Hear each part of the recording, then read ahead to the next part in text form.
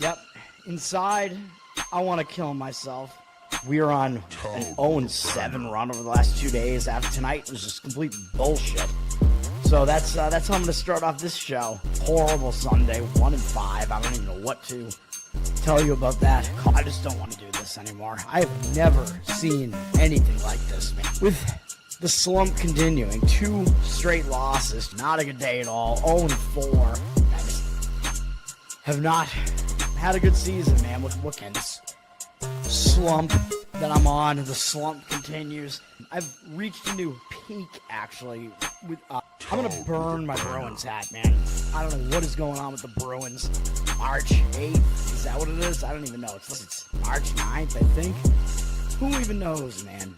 I don't know what day it is anymore. I don't even know what day it is anymore, man. Back with you after the worst day that I could possibly have. Back with you, as I always am. Until I die, at least.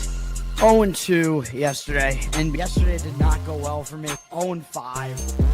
The worst month that I've ever had in my 18 years doing this. I don't know what to even tell you about this anymore. Broke the slump yesterday as the slump discontinues. The slump continues. Somebody fucking kill me, please. I don't even know what I should do at this point other than potentially end it all.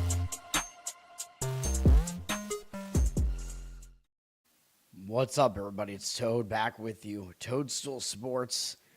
Friday, April 10th. Good thing I passed on the show yesterday because it would not have gone well. I'm adjusting my volume here a little bit here, by the way. I don't know. If you guys are out there, you can let me know if my audio is decent. Had to tweak it a little bit for Nephilim Death Squad yesterday, so you guys can go check that out. I was on that show yesterday. It was a fun time. But we're back. We're going to be back in action here today. We're going to have 2 MLB plays, 1 NBA play. Huge board in both sports, but we're going to try to be selective again. I'm actually going to go with a total in the NBA this time. I got to do something, man. I can't help myself. I'm not going to skip NBA every single day. Why not? Let's wet our beaks a little bit with a total here. Let's get it going, man. Let's get that ticker back up and running. Get the heart of the show running again. All right. No plays yesterday, so that's why we got, 10-3 in the last 6 days now. Happy about the run, but cooled off a little bit the other day with the 2-2. Let's go, man. We have baseball today. Almost all the action is nighttime action because it is a Friday. There is one afternoon basketball. Basketball, that would be crazy. One afternoon baseball game, all the basketballs at night, and there's no NHL because I think the NHL and NBA just do the stupid thing at the end of the season now where every team's got to play on the same day, man. So there's no NBA tomorrow. It's all NHL tomorrow, but of course Major League Baseball continues with normal scheduling. Anyway, Pirates and Cubs is the first game in the afternoon here. Neither of these teams played yesterday, so we have rested bullpens. That's the one thing I like about these turnover days is you don't have to handicap the bullpens, the rest as much because most teams didn't play yesterday. Cubs are returning home from a road trip. They went as far as Tampa Bay. It was a multiple series road trip, only 2 series though. I think the sweet spot is really fading these teams that return home from 3 series road trips. But either way, when a team's on a road trip and they return home, it tends to be a negative spot, just generally, because home life comes back into play. It can distract the team a little bit. Cubs, though, I mean, they're sitting at the bottom of the standings right now in the Central, so I don't know that they're really going to completely overlook Pittsburgh here, but maybe not the greatest spot with the Cubs returning home here. Pittsburgh is starting a road trip, so probably a more positive spot for them coming off a home series loss. So that is the type of situation I look for, where you have a team starting a road trip against a team returning home from one. The problem is some of the matchup numbers just don't really line up for it here for Pittsburgh. Pittsburgh has been better than you would think, though. Looking at the bullpen here, they're almost comparable with the Cubs bullpen-wise so far this year. The Cubs have just been slightly better. But I think the Cubs do probably have the better bullpen generally. I mean, we still don't have that much of a sample size here. Cubs have not been as good as you would think offensively. They're in the middle of the pack here on offense. Pirates have actually been better on offense so far this season. Still don't know if that's really going to continue to be the case, though. And just on the surface, the starting pitching matchup like clearly favors the Cubs here. Digging into the numbers here doesn't really tell you any different. Lodzinski is pitching for the Pirates here. He's fine. I mean, he's serviceable. A 13-3 strikeout walk ratio is fine. Pretty high strikeout rate, more than one strikeout per inning. He's given up a few too many hits, though. His numbers just overall are not really that good. 1.56 whip is definitely kind of damning. Going up against the Cubs, of course, ESPN does not update this. His numbers are not very good against the Cubs. In 48 at-bats, 312 average allowed, 740 OPS, 11-4 strikeout walk ratio. So none of those numbers are really something I would really want to back. And he's going up against Shota Imanaga, who I think is probably the best starter that the Cubs have. Even with Horton, if he was healthy, I think I would still give it to Imanaga. He's been okay to start the season. He had kind of a questionable start in his first start against Washington, who's actually been hitting way better than you would think. And then he had a bounce back against Cleveland. Better start there. 11-3 strikeout walk ratio so far. I think he's getting into form again here, man. I mean, I don't really have concerns with Imanaga here. Pirates, of course, have seen him before because they're in the division, but he's pretty much dominated them in 49 at-bats, 143 average allowed, 335 OPS, 13-3 strikeout walk ratio. So matchup-wise, the Cubs clearly have a matchup advantage here. The situation favors Pittsburgh. So when I see that matchup versus situation, I just pass on the game, man. It's what I do. Cubs did drop from minus 159 to minus 138. It looks like some money is coming in on the Cubs at the lower number, but they're public. 84% of the tickets, 88% of the cash on them. You know, again, I don't have a good read on the side here because, again, it's situation versus matchup numbers. And I know I'm more of a situational guy, but in baseball, not as much. Baseball is just so matchup-oriented. I actually think the matchup matters a little bit more. And as far as the total, it's all the way down to 6.5 now. You might still find a 7 out there. Numbers kind of indicating towards the under. I don't have a good feel for that either, really, although you do have rested bullpens here. Both starters are, I think, at least okay. So, you know, I wouldn't necessarily disagree with an over, but at 6.5, you're really not getting much leeway. But remember, it's in Wrigley, so the fact that the total's that low pretty much has to do with the fact that the wind must be blowing in there. If you could get really granular with it, you could go Pirates under their team total might be a way to go, but you're really skating on it there because you're probably going to need them to score like 2 runs at most in the game if you do that.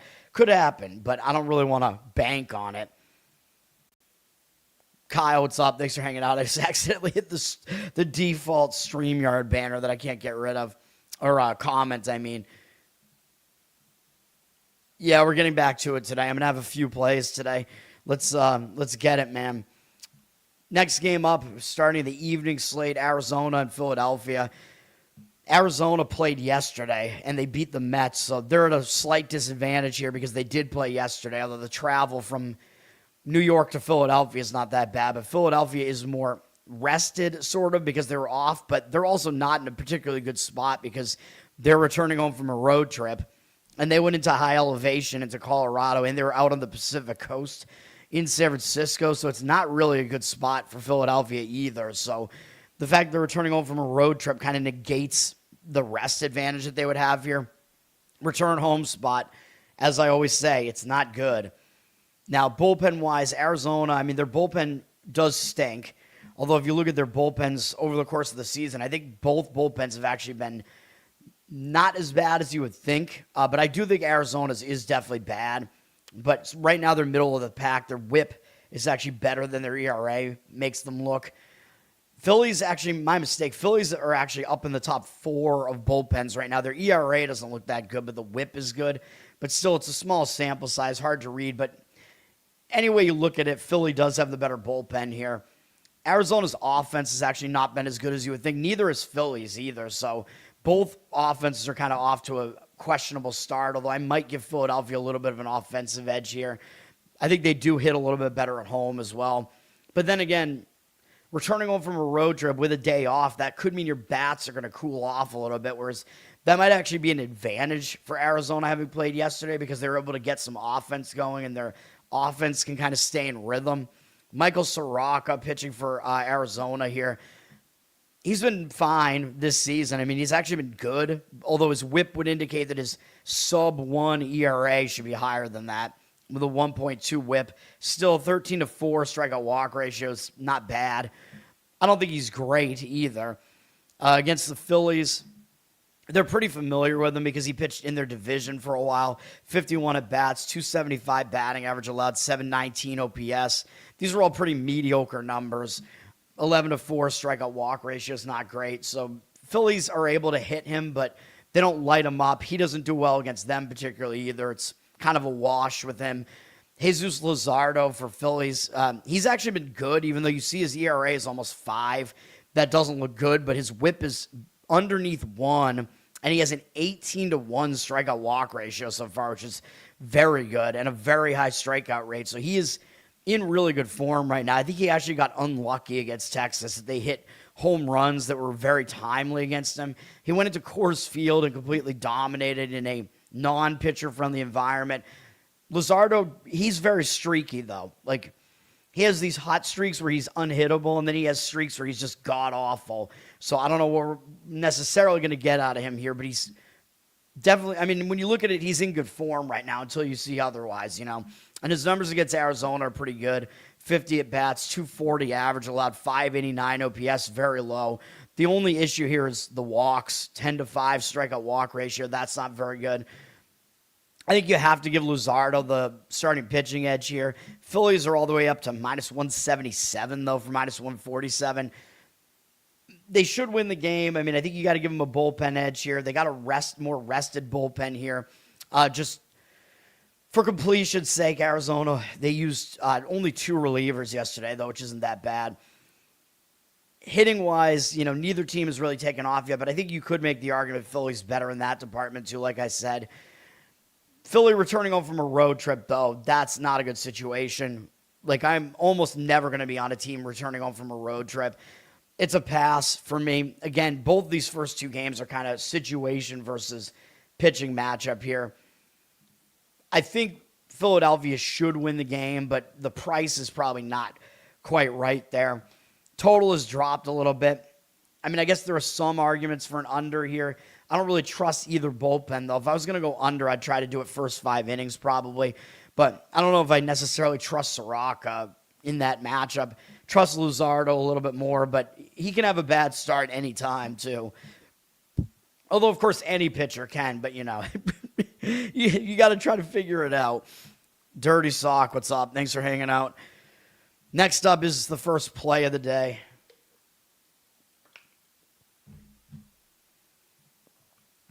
We got 2 sides in baseball today. This is a full game side. We're going to go with the Detroit Tigers. I found a -1 run line out there at a good price. Like, you're basically making it a spread bet here at -108. I know the professionals will tell you, a lot of them will tell you not to lay the -1.5 run line with the home team because they might not get to bat in the 9th inning. Sometimes I will do that, but Detroit's a small-ish enough favorite here that I think the -1 run line is like right in that sweet spot there. Of course, if they win by 1, it'll be a push, which is not, you know, the end of the world here. So we're going to do that instead of laying, like, you're mostly looking at -150 something. And usually I make my money line cutoff right at -150 here. So I'm going to go run line with this instead to get it down to -108. I like Detroit in this game. I mean, the pitching matchup doesn't look like it's good on either side, but we have some advantages here for Detroit, in my opinion. I believe both teams played yesterday. Miami is coming off beating Cincinnati in the last 2 games. They looked way too good yesterday with an 8-1 win. Possibly a little bit misleading. I know Miami's exceeded expectations so far, man. Yes, Miami is the 4th best offense so far based on OPS. I realize that. Detroit's not horrible, middle of the pack, so I think we can kind of deal with that. And I expect that those teams, I think, are going to become more equal as we go, man. Like, we know who is on each one of these teams, and I don't really see Miami being that much better of an offense than Detroit. Bullpen-wise, Miami's fallen off a little bit since a hot start. They're 10th now in bullpen whip. Detroit is still middle of the pack or almost headed into the bottom third, but their ERA is not that bad, though, although they've been putting too many guys on base. But I still think there's not as much of a gap in the bullpens either, as these numbers would suggest right now. Again, with Miami, you got to take into account that they faced some really bad teams at the beginning of the season. But as we get a bigger and bigger sample size, it's harder and harder to ignore. Detroit, though, they have to win a game. Do you know what I mean? Come on. Yes, they're returning home from a road trip, but it was only a one-series road trip to Minnesota. I don't think that's a bad road trip spot here or anything like that. Yeah, they're returning home again, but they've been gone for less than a week. This is a travel spot that they're very familiar with, and they've lost 5 games in a row, dude. They just got swept by the Twins. I mean, come on. The Twins are awful. Detroit is supposed to be the best team in this division. It's about time that they should show it, man, because I don't know what's going on with them. They lost yesterday. As far as the bullpen usage, Detroit only used, 3 relievers, but they only used Herder for 1 pitch, so he could pitch again if they want him to. Miami used 2 as well, so both bullpens are rested. But, again, you could go first 5 inning on this, but part of the reason I'm going full game here is just because I think you're going to get a seriously motivated Tigers team here to get this win. And they were better at home last year as well, so we're going with all that here. And they're facing a starter. I think the biggest advantage is in the starting pitching matchup, even though I don't even love Detroit's starter. But Chris Paddack is pitching for the Marlins. He's off to a pretty bad start. I know you might say, well, he just shut out the Yankees for 4 2/3. Yeah, but he walked 4 guys. He got pretty lucky that he didn't allow any runs in that game, man. 10-4 strikeout walk ratio doesn't really impress me, even though his strikeout rate is pretty high. He just hasn't been good throughout his career, man. What else can I say? He's 30 years old now. He's never really taken off. And Detroit is definitely familiar with him because he was on Minnesota for the majority of his career. And Detroit actually had him at the end of the season. They actually traded for him, which, yes, it might mean that he might actually be angry or whatever, motivated to get up for this game because he's facing the team that let him go at the end of last year. But I don't think that's enough, man. Detroit is very familiar with him. They have 44 at-bats. It's not a huge sample size against him, but 341 batting average off him, 1,042 OPS. Detroit has definitely done well against him. 8-3 strikeout walk ratio is not good either, so I don't like what we're seeing with Paddack with his numbers there. Just generally, I don't think he's good. Keter Montero is pitching for the Tigers. I mean, I'm not a huge fan of his either. He's only made 1 start this season. Sometimes they put an opener in front of him, so you do have to be aware of that. So you might want to go action with this bet, as I talk about sometimes, instead of going with the default with the listed starters must start, because there is a chance that Montero does not start this game. And I think you're going to get him in this game for at least like 3 or 4 innings probably. But even if they put an opener in front of him, I still prefer Detroit here. But that is definitely a concern with Detroit, because Detroit is they're known for doing that. They're known for using openers and bullpen games and stuff like that. So I might recommend going action with this bet, so the bet just happens regardless. For Montero, I mean, he wasn't bad in that 1 start. It was against a pretty bad Cardinal team, but he was fine. I mean, he is what he is, man. But against the Marlins, I believe he actually has pretty good numbers. Yeah, 15 at-bats. So they really haven't seen much of him. He's allowed no extra base hits to them, 3 strikeouts, no walks. It's a 133 average, 267 OPS. I know it's a very small sample, but I think we got to do it, man. We got to go with Detroit in this one. The money seems to agree with me. Of course, it would have been a lot better if we got the minus 120 right when it opened. It's all the way up to about minus 145.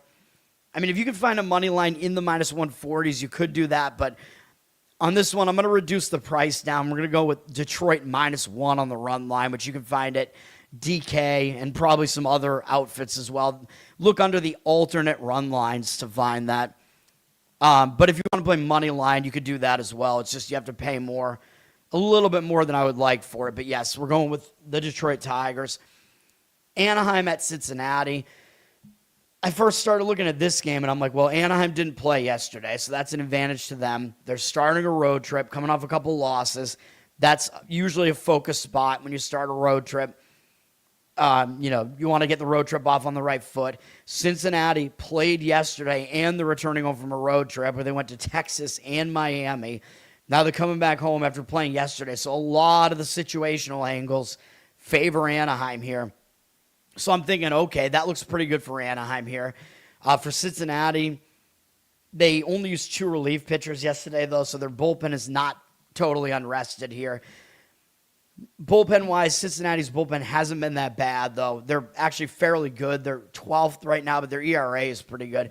Anaheim, we know I knock their bullpen. They're like a bottom third bullpen. They're not as bad as I thought they would be so far, but certainly the lesser of the 2 bullpens. Looking at the hitting, the Reds are somewhere in the middle of the pack, if I remember correctly. Oh, no, they're actually way near the bottom. And actually, both teams are near the bottom of hitting, so Anaheim actually has been the slightly better offense, although I don't know if it's going to remain that way. But both offenses have struggled. The problem I have with this, though, is it's a really good situation for Anaheim. This game's on Apple TV, by the way. And that Arizona-Philadelphia game is one of the ESPN Unlimited games or whatever the hell. Anyway, the starting pitching matchup in this Anaheim-Cincinnati game is just so lopsided towards Cincinnati that there's no way that I could fade Cincinnati here, even though they're in a bad spot. Situational, I would love it if the situational angle, dude, we have all these situational angles and none of them line up with the pitching matchup. I would love it if those 2 things lined up. It would be a massive play for me. Although never overbet, man. Just, maintain your betting structure. But, I mean, it would be an obvious play for me, but this can't be. I mean, do we really want to put money on Jack Kohanowitz? I would say no. I mean, his whip is still over 1.5. I know he looked good in his last outing. He shut out Seattle. Seattle's offense has been miserable so far this year. I don't know what's going on with them. He looked good in that start. I'll give him that.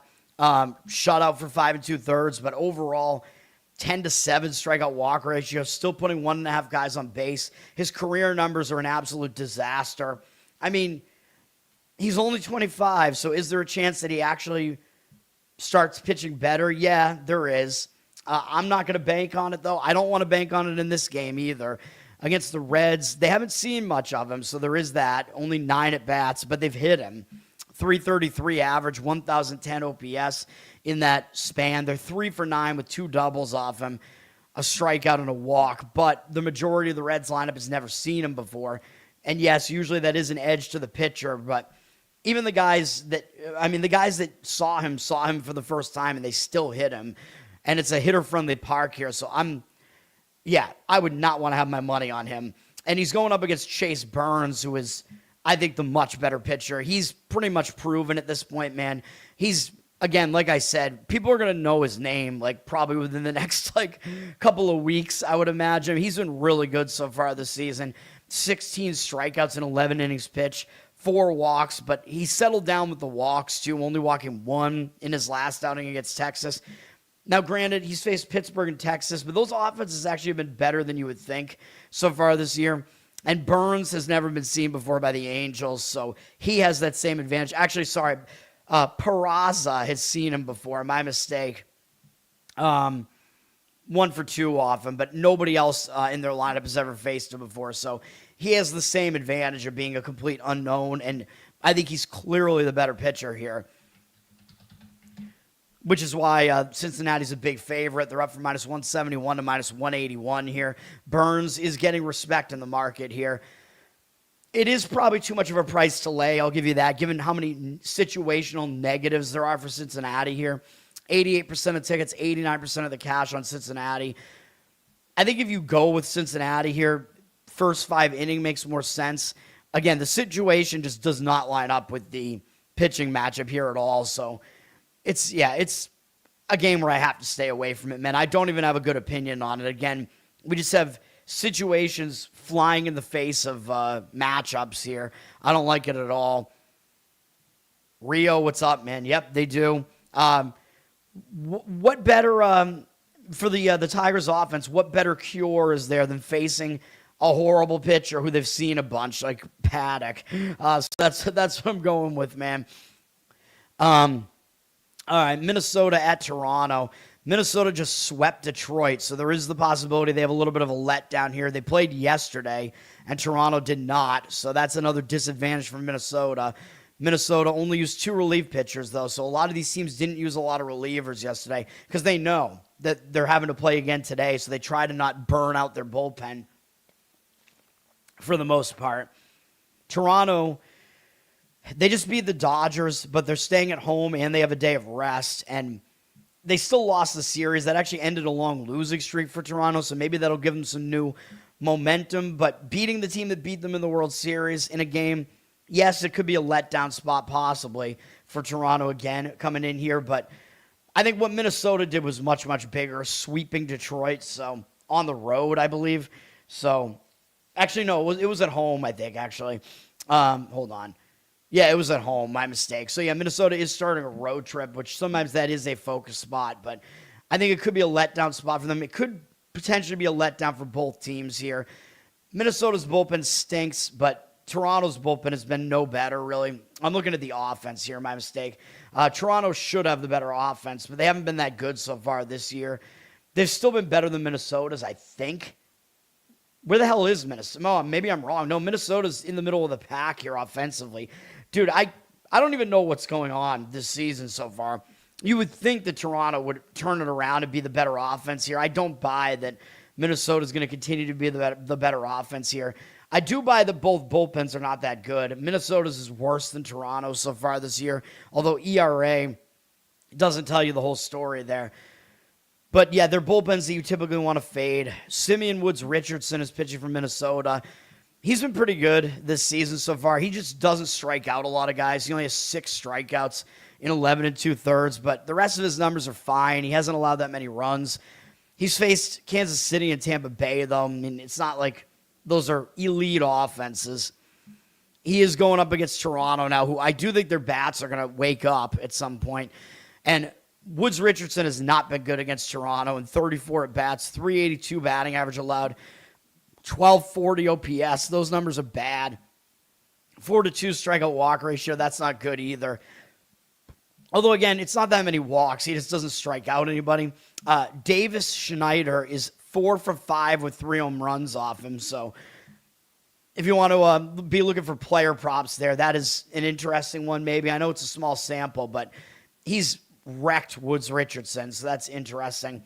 And Davis Schneider, looks pretty badass, so there is that.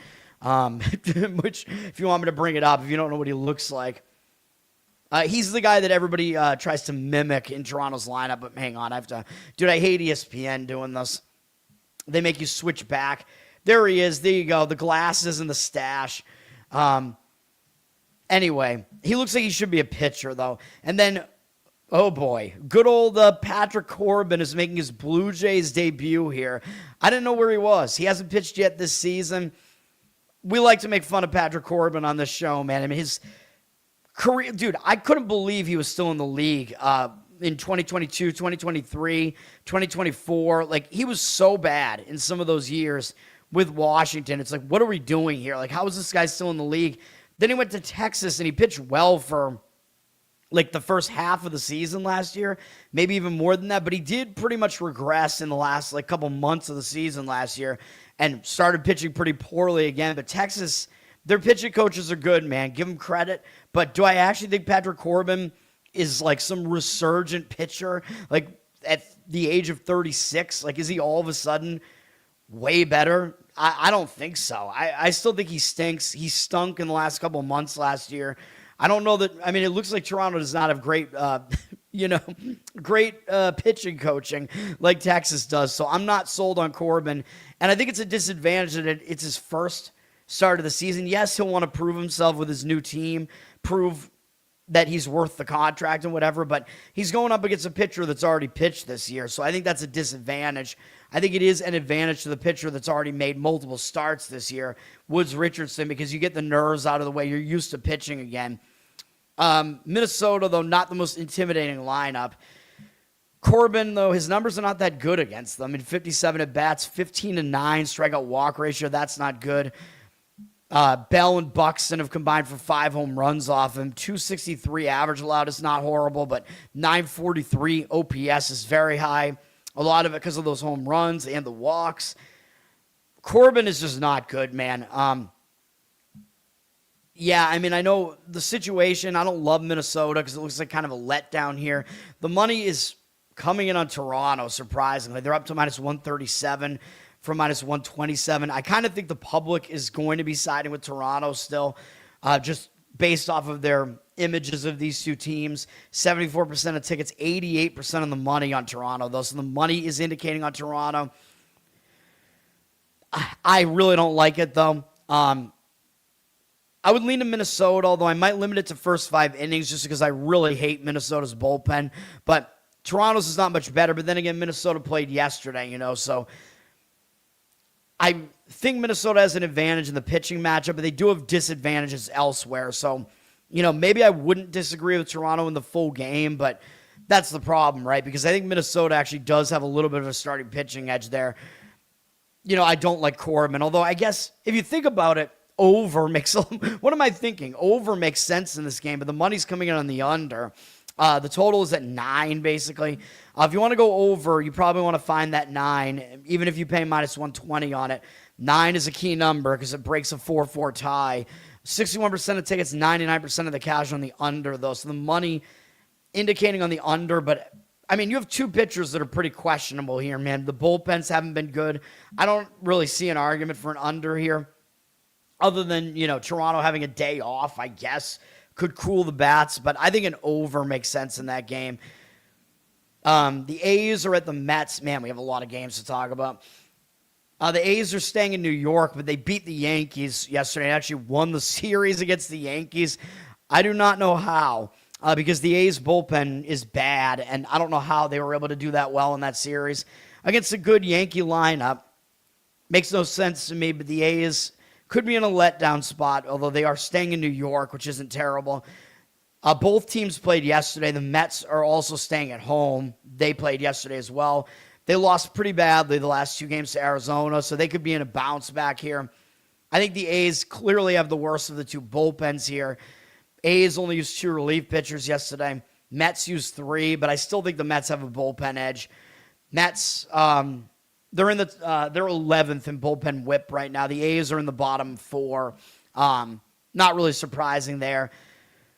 Offensively, the Mets have been better as well. They're 12th offensively right now based on OPS. A's are 24th, although I think the A's are a bit better than that. They do have young talent in that lineup.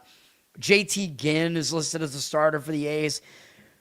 He's kind of an opener at this point, man. He hasn't gone more than 3 2/3 in any of his outings.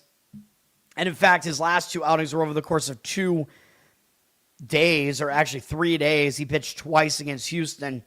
Now, it looks like they do have him on a starter's rest now, though. So they might actually have him go more than that in this game. And he has been a starter before. So it's kind of hard to figure out how long is he going to be in this game. We don't really know.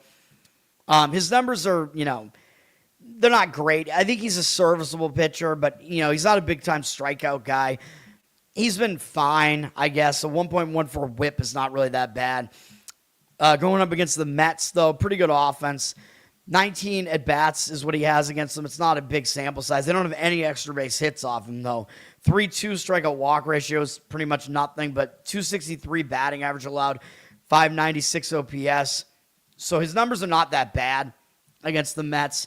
He's going up against Clay Holmes, who I'm not a fan of, but his numbers are pretty good so far this year, except strikeout walk ratio is not good. 9 to 5. That's that's his job. He's working 9 to 5. No, he's not, because he's a major league pitcher. Bad strikeout walk ratio though, and he's faced St. Louis and San Francisco so far. Pretty weak offenses, and San Francisco in a pitcher-friendly park. I'm not sold on Holmes. I'm not really a fan of him. I don't think he's that good. I don't think he's terrible either, but I think he's overrated, I should say.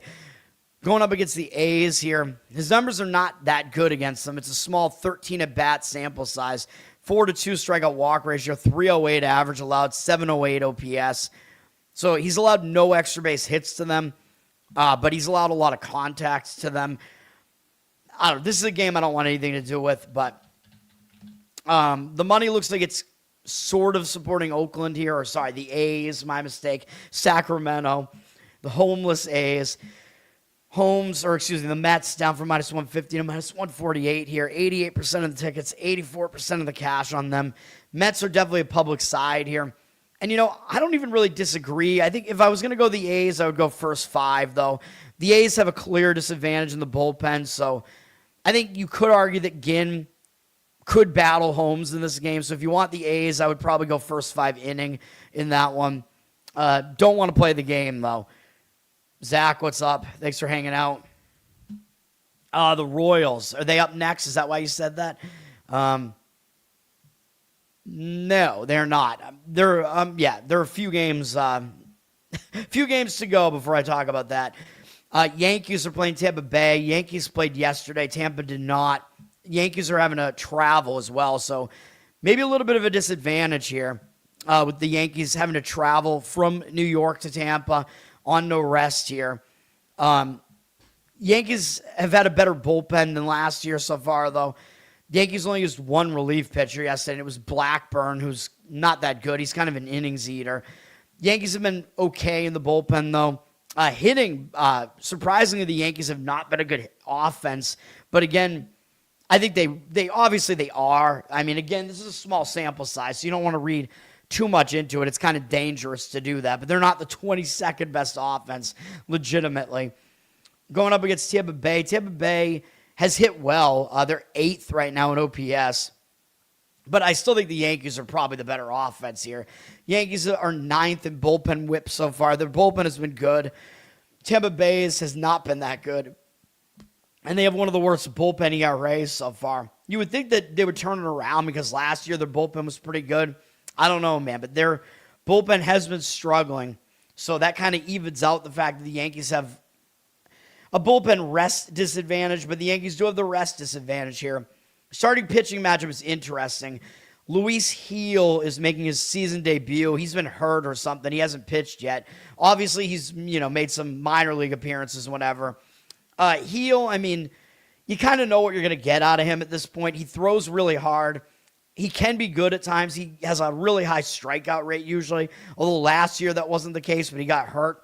But his problem is he's wild. He has way too many walks. Last year that was really, like, his amount of walks last year was appalling, 33 and 57 innings, so he does not seem to have that under control. He could be a good pitcher if he stopped walking people, but that hasn't been the case. He hasn't been able to do that. He's still somewhat young. Going up against Tampa Bay here, he's been pretty good against them. It's only 18 at bats, though, 111 batting average. 516 OPS, 4-3 strikeout walk ratio is not good, though. So, again, he's walked too many guys, although Tampa Bay hasn't really been able to hit him too well. But he might be at a little bit of a disadvantage because this is his first start of the season where, it can be shaky when you're coming back from injury. Although, then again, sometimes a pitcher is good. Like, I think a veteran, I don't know if I consider him to be a total veteran here or anything, but veteran pitchers usually actually will give you a good start when they come back from injury, as long as they're not like way too old or anything, because they want to get back out there and they're ready and they've been through it before. I don't know if that's going to be the case with Gil, but I think there is kind of a disadvantage in that he hasn't pitched yet this year. Steven Matz is pitching for Tampa Bay, and he is a starter again, like full-fledged starter again, like he was early in his career. He was a relief pitcher for the most part the last couple of years. Tampa Bay has made him a starter, and he's actually been good. He has a 10-3 strikeout walk ratio. He's allowed a few too many runs, I guess, but he held Minnesota to 1 earned run in the last outing. His strikeout walk numbers, like I said, have been fine so far. His outing against Minnesota was really good. 8 strikeouts, 2 walks, 1 run allowed, 2 hits in 6 innings. So good form from him, at least if that last start is any indication. But, of course, he's got to face the Yankees now, and they're a really good hitting lineup. He's been okay-ish against them in 90 at-bats. 18-7 strikeout walk ratio is not very good. 256 average is fine.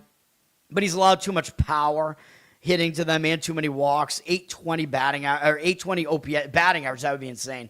820 OPS allowed to them. So I don't know if I fully trust Matz here. I know the money is actually coming in on the Yankees here.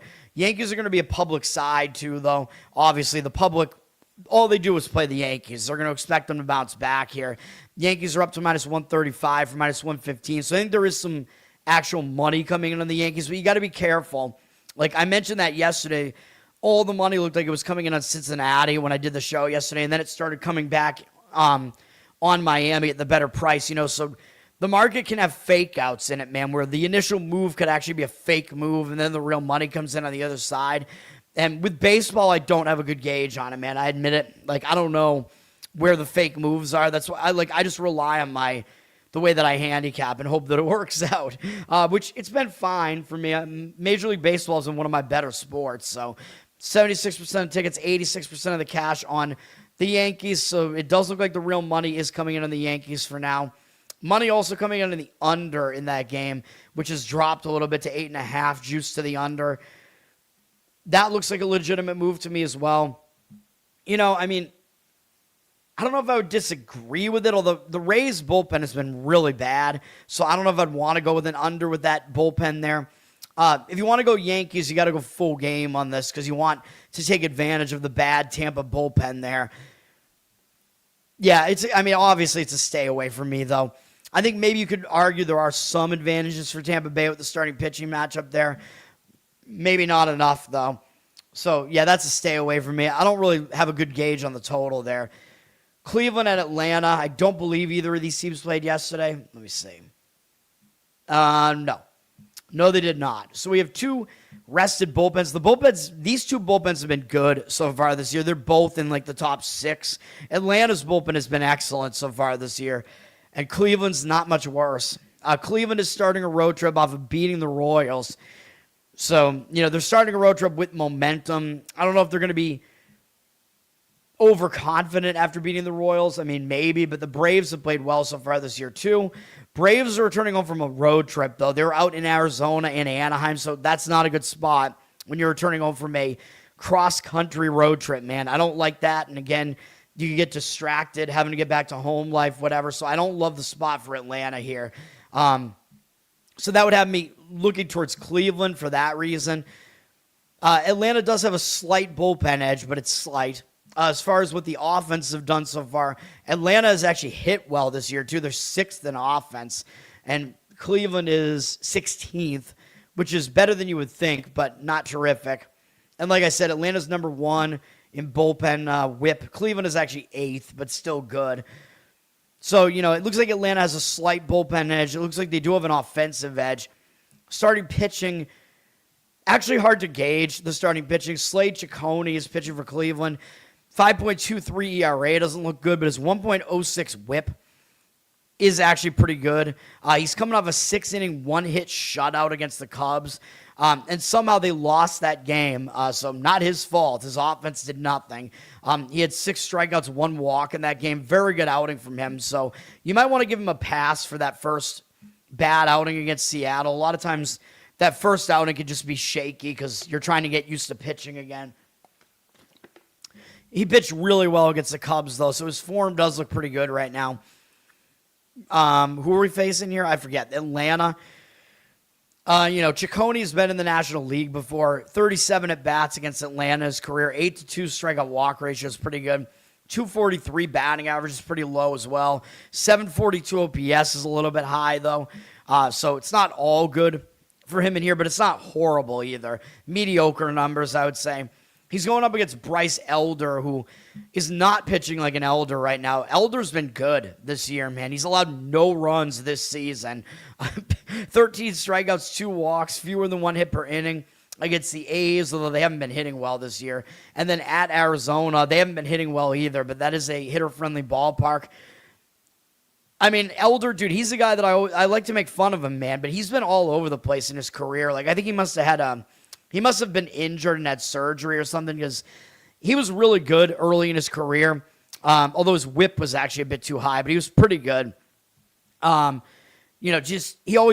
of walked too many guys, whatever, and wasn't really that much of a strikeout guy, really.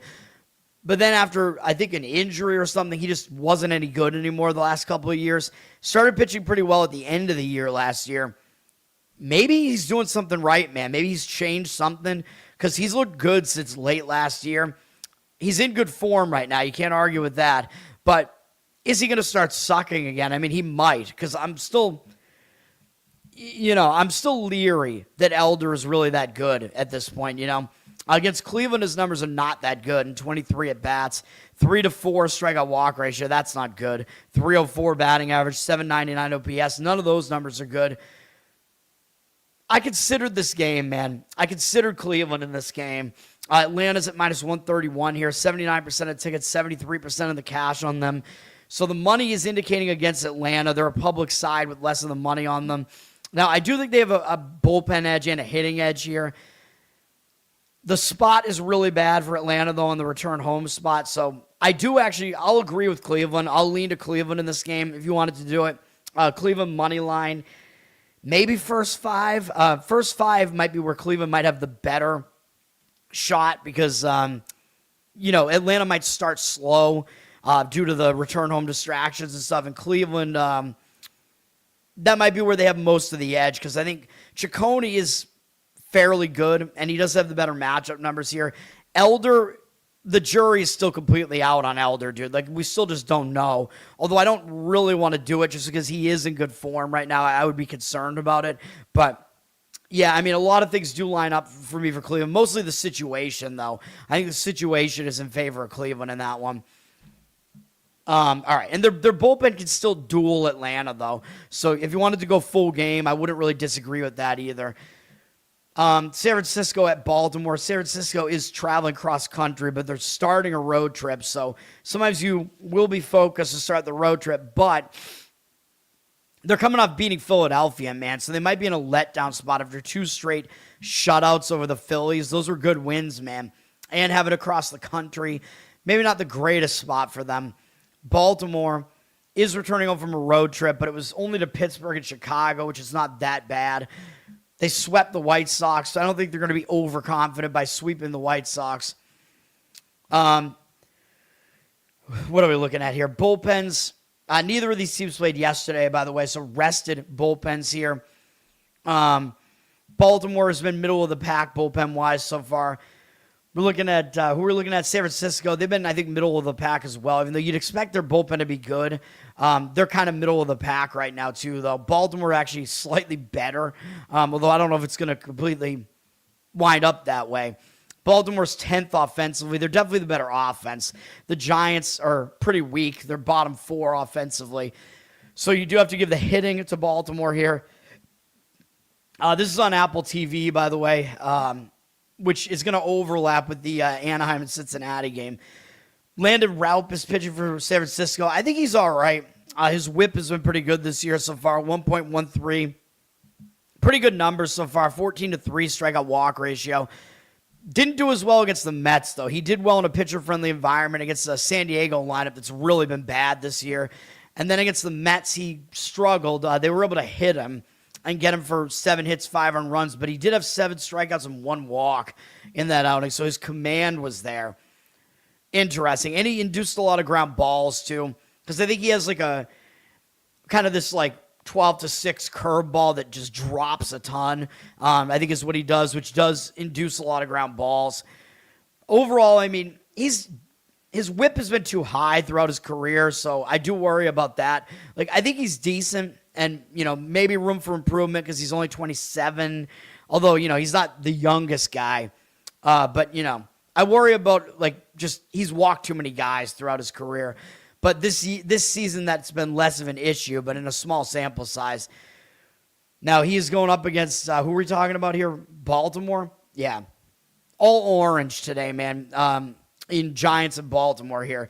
In this series, I mean, Raup has been pretty good against them. Only 6 at-bats, though, so they're very unfamiliar with him. They only have 1 hit against him, 2 strikeouts, no walks. Not a whole lot else to say about that, but Raup is pretty unfamiliar to them, so that could be an extra advantage to him. The unfamiliarity can be an edge to the pitcher. Shane Baz is pitching for the Orioles here. They got him from Tampa Bay. He hasn't been that great. Usually he's a good strikeout pitcher at the very least, but his strikeout rate seems a little bit down this year. And he's faced Minnesota and Pittsburgh, and those are not offenses that really completely light you up. So there were some concerns here. 9-3 strikeout walk ratio is not great. Mediocre from Baz here. which I think is really what he is. I think he's kind of a mediocre pitcher. I mean, he does show signs of having like the ability to just blow hitters away too, though. And he's facing a bad Giant offense here. They only have 19 at-bats off him. They only have 2 hits off him. One is a home run from Arias, but other than that, he's done pretty well against him. 105 batting average allowed, 490 OPS. 8-3 strikeout walk ratio is not that great, but both these pitchers are pretty unfamiliar to the opposing bats here. Baltimore's down from -125 to -119 on the money line. 68% of the tickets, 72% of the cash on Baltimore. So the money is slightly indicating on the Baltimore side, but I think my preference in this game would actually be to go under the total. You got 2 offenses that haven't really been lighting it up, especially San Francisco's. I think San Francisco's bullpen will improve, although I do worry about Baltimore's a bit. I think both starters with the unfamiliarity and whatever could actually be undervalued in this game here. The total's sitting in no man's land right now. You missed out on the 9, though. It looks like it was at 9 at one point. It's down to 8.5, but my preference in that game would be the under, though. And you know, if you're worried about the bullpens, you could go first 5 under as well, I guess. But yeah, I mean, the bullpens though, they're rested at least. Remember, so a lot of when we have these crossovers, I don't have any unders today, but a lot of times I will be playing unders when you have new series starting like this. When you have the bullpen's rested, you know what I mean? It's a better situation for the unders because the bats also can cool off when they're not hitting for a day, and the bullpens get rested, So that's an advantage to the bullpens and to the pitching in general. All right, White Sox at Royals. Finally, your Royals here. White Sox just beat Kansas City yesterday. Oh, yeah, they already started the series. That's right. So the White Sox won last night. I'm shocked by that. Yeah, I liked the Royals in the game yesterday. I don't know what's going on with them, man. I thought their bats would do well. I can't explain it. I really can't. I thought the White Sox pitching they were throwing out there yesterday was god-awful, and that wasn't the case somehow. I don't know how. White Sox used 3 relief pitchers in that game. The Royals used 2. The White Sox bullpen has not been good, though. That remains the case. The Royals haven't either, but they're still better than the White Sox bullpen. Where are we at here? Actually, the Royals have been bad. What am I saying? The Royals have been worse than the White Sox, but I still don't think their bullpen is actually as bad as the White Sox. But yes, so far we do have 2 bad bullpens so far this season. Offensively, the Royals, I think, have actually been okay. They're middle of the pack so far offensively. The White Sox are bad. White Sox are bottom 2, second worst offense so far this year, based on OPS is what I'm using for that. Davis Martin is pitching for the White Sox here. He's been pretty good so far this year. 1.18 whip. That is good. 12-4 strikeout walk ratio is not bad. I expect maybe some regression out of him, though, but pretty impressive that he shut out Toronto for 6 innings in his last outing. Martin, he's not awful. I'll say that. His whip is too high over the course of his career, though. So, there are still concerns with him. I mean, we're looking at a small sample size here, and he's not that young at this point. He's done decent against the Royals in 58 at-bats, 12-3 strikeout walk ratio, 241 OPS, but he's allowed 3 home runs to them, 2 from the Italian. Vinny Pasquantino has 2 home runs off him, 710 OPS overall against him. Still, that's not really that bad, though. So Martin actually has a decent matchup here. Chris Buehler is pitching for Kansas City. Booby, my favorite thing. I think he overperformed last year, man. I really do. He had some really good numbers last year, and the advanced analytics guys really liked him.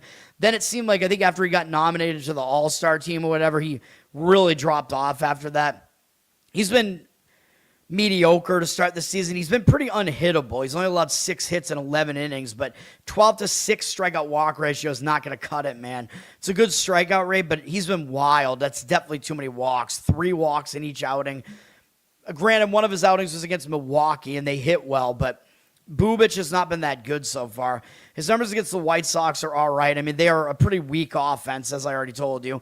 As we all know, 22 at-bats against them, 6.2 strikeout walk ratio, 273 average, 652 OPS. Yeah, I mean, there's nothing that I really want to do with this game, man. The money's coming in on the under, and I could see the argument for that.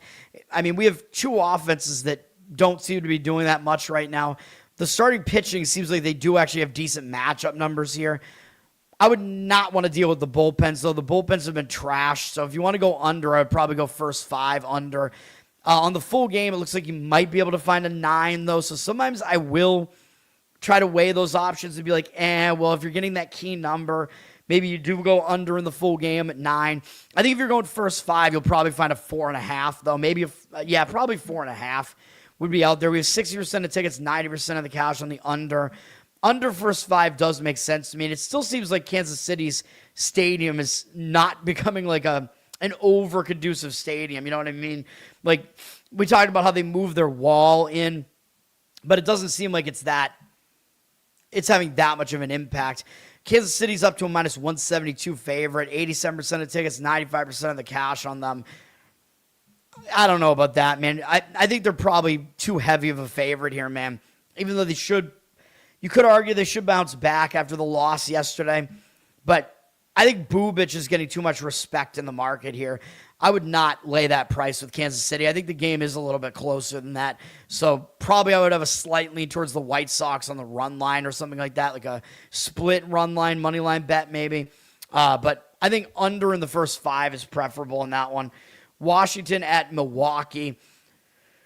Washington stinks. Milwaukee does not stink. Washington did just lose 2 out of 3 to St. Louis. They're starting a road trip, though, so that is a positive when you're starting a road trip. Washington was off yesterday. So was Milwaukee. So we have rested bullpens in this one. Milwaukee is definitely the better bullpen, though. We look at the hitting. Milwaukee should have the better hitting as well. Yeah, they're 5th right now. The Washington is somehow 3rd, but I just don't buy it, man. I don't. Washington has hit well so far this year, but I still think Milwaukee does indeed have the better offense here. Milwaukee has the better bullpen. They're falling off a little bit, though. They're middle of the pack bullpen-wise. Their ERA is good, though. And Washington, they're a train wreck of a bullpen. They're one of the worst couple of bullpens in baseball. I don't see that changing. I think that is legitimately true. Jake Irvin is pitching for Washington. He's shown signs of being all right. I think he's not as bad as what he's looked like so far this season. His ERA looks terrible at 8. His whip is definitely bad at 1.56. He's been way too hittable. 11 hits in 9 innings, but his strikeout walk ratio is not that bad. High strikeout rate, 11 strikeouts, 3 walks. And he faced the Cubs and the Dodgers, man. So those are offenses that could definitely light you up, especially, obviously, the Dodgers. But the Brewers are a good offense as well, so he's not getting any reprieve here. But I do think Irvin is at least better than what his numbers look like here. I don't think he's good, though. Up against Milwaukee, he does get pretty much destroyed in 74 at-bats, 11-11 strikeout walk ratio. 11-11, make a wish, baby. 351 batting average allowed, 1,057 OPS. None of those numbers are good, obviously, including that horrible 11-11 strikeout walk ratio. Chad Patrick is pitching for Milwaukee. He looks good so far. He has an ERA below 1, but his whip is 1.39, so his ERA should be higher than it is. That whip is not that good at all. A 7-4 strikeout walk ratio, that's not going to cut it, man. But it's because he walked 3 guys against Kansas City. Now, again, on the plus side, he's only allowed 1 run so far this year. He's faced the White Sox, Kansas City, and those offenses are not as good as Washington's is right now. So he actually is stepping up in class to face Washington. But he might have an advantage here because, first of all, I don't think Washington's really this good on offense. Secondly, Patrick has never been seen before by them. So I think he does have an extra advantage here where the Nationals' bats have never faced him before. So I do kind of lean to Milwaukee here, but they're all the way up from minus 168 to minus 195. 83% of tickets, 91% of the cash on them. I think the money coming in is legitimate on Milwaukee. I think they're definitely the better team here, but you're going to have to lay like a minus 1.5 run line. I don't think I would do that. But, you want to take advantage of, Patrick over Irvin. Like, I just think Milwaukee does have advantages in a lot of ways here. And the bullpen is way better, too. So, I think I still probably would prefer laying the 1.5 run line with Milwaukee in that one, man. I know you're not supposed to do it, but certain situations, we've done it once this year and we won with the Cubs. Maybe that's a spot where it makes sense to do it, man. I mean, you could try to do something else. Like you could go, if you want to take Patrick out of the equation, because maybe he is a little bit unpredictable. Milwaukee going over their team total makes sense to me as well. The overall game total is at 8, which is not that high, but Milwaukee should be able to hit off of Irvin, who they historically do well against, and then Washington's bad bullpen. So that is an approach. Milwaukee over their team total. Boston at St. Louis, my Red Sox. Starting a road trip, had yesterday off. They got some momentum here. Maybe they're going to show up with some momentum. I really don't think the Red Sox are as bad as their record looks, man. Like, they have talent on this team. It's just that I think they got to fire Alex Cora. I think the managing is terrible. They're better than St. Louis, though. It's just how it is. The St. Louis, where are they at offensively here? Let me say. I don't even know where they are. Hold on. What? They're actually 11th offensively, and the Red Sox are 17th, but I don't really buy that. I think the Red Sox are probably the better offense here. Again, we're trying to gauge it based off the small sample size.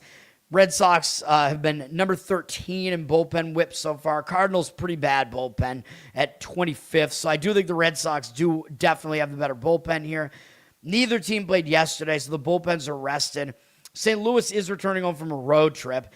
They went to Detroit and Washington. Not the longest road trip, but still a return home spot. I think St. Louis is nowhere near as good as what their record looks. So you got the Red Sox at 4-8 and St. Louis at 7-5, yet the Red Sox are a road favorite here. So the odds makers are telling you the Red Sox are the better team and or have the better pitching matchup, although I think it's both in this case. So odds makers telling you to not buy these early season records. So we got to take that into account. It is a pretty bad spot for St. Louis, returning home from the road, but maybe they will get up for a game against the Red Sox. Red Sox have got Connolly early pitching. Young, talented pitcher, man. He's got a good pitch mix. He doesn't throw that hard, but good mix of pitches from him, man. The concern so far for him has been walks. He hasn't allowed that many runs, but 10-6 strikeout walk ratio. He's got to get that under control, man. He's facing a St. Louis lineup that I really don't think is that good, so hopefully he can get that under control a little bit. Walk too many guys against San Diego. They took the loss in that game, unfortunately. But his ERA is good. His whip is indicative that his ERA should be higher, so that kind of worries me. But maybe he'll do well here because St. Louis has never seen him before. So he does have an edge there where he's, a talented young pitcher. He's a lefty, too, so sometimes when hitters are unfamiliar with a pitcher, it actually is a little bit harder to figure out left-handed pitchers sometimes because they have weirder motions. They're of the devil, man. They're lefties.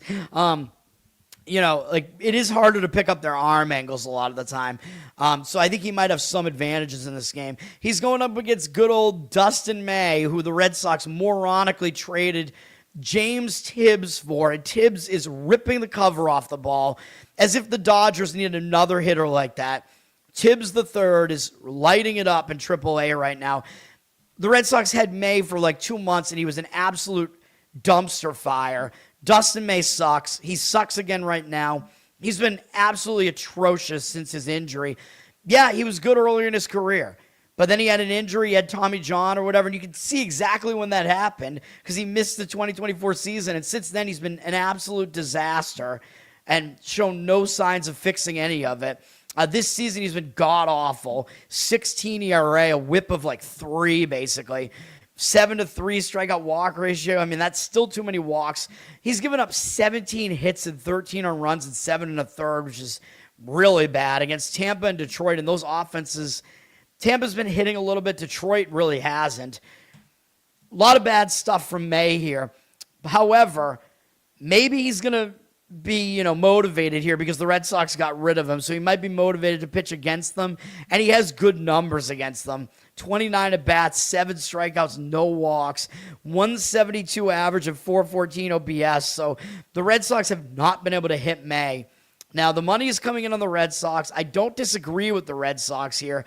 They're up from -130 to -142. I think looking at current form and the fact that you do still have the unfamiliarity edge with Early, I do think he's the better pitcher. Like, the Red Sox better get this win.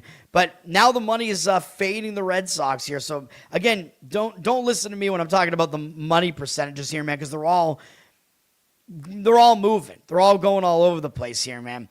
The money is still coming in on Detroit, though, so that's good, because that was one play. I know I have another play in here somewhere I haven't talked about yet. 65% of tickets, 64% of the cash on the Red Sox. I think my preferred approach here is under, though. I think that's what I would do. The total is really low, though. It's 7.5 juice to the under. I would try to get that 7.5 because 7 is that key number. The hook is valuable. 83% of tickets, 82% of the cash on the under. Money is saying St. Louis, which, I don't really agree with St. Louis here. Boston, I think, has the better situation here, and I still probably prefer early over May. Early May, baby. It is early. It's an early May. We're in April here. But yeah, I think possibly both pitchers have an advantage here, man, and an under might be worth a look there. But again, May is a train wreck, dude. So, I don't know, man. I think May is very unpredictable in this game. I think he could be anywhere from really good to just an absolute disaster in this game. Whereas I think early is maybe a little bit more predictable and that he's probably going to at least be okay in this game. You know what I mean? So that's what we got going on in that one. It's not a game I want. The next game up, believe it or not, is the one that I want.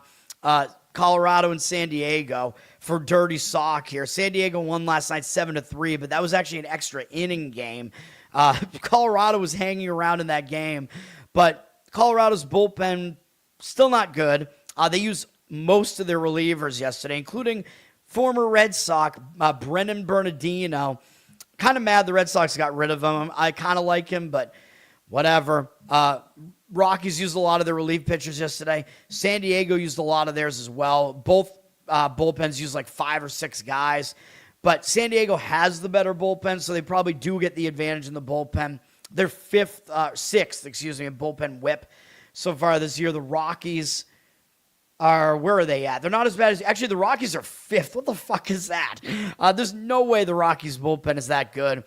So I would give the Padres the bullpen edge in that game. Although the Rockies have been better than you would think. Rockies offense has been better than you would think as well. They're kind of middle of the pack somewhere, I think. They've actually been better than San Diego.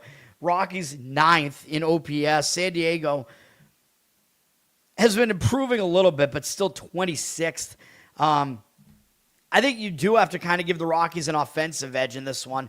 But we're going to look at the starting pitching matchup here, man, and this is going to be a best bet.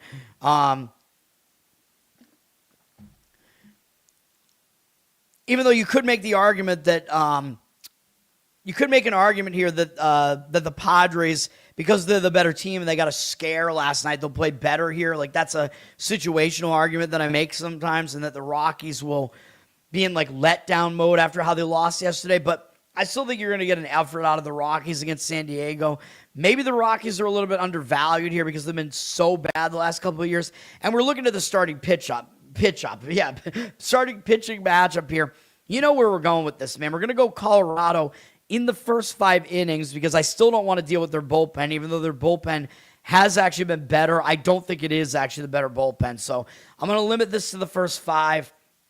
You can find the plus half a run. I'm recommending run line here at -105. And if you do that, I would actually probably sprinkle a little bit on the money line as well and make it like a spread bet, basically.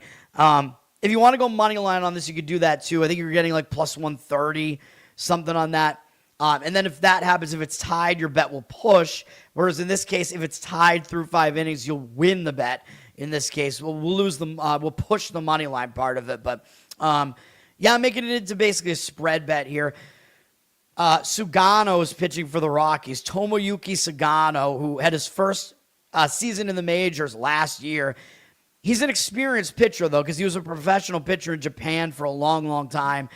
He was good for the early part of the season last year for Baltimore. He was mostly good when the opposing hitters were unfamiliar with him.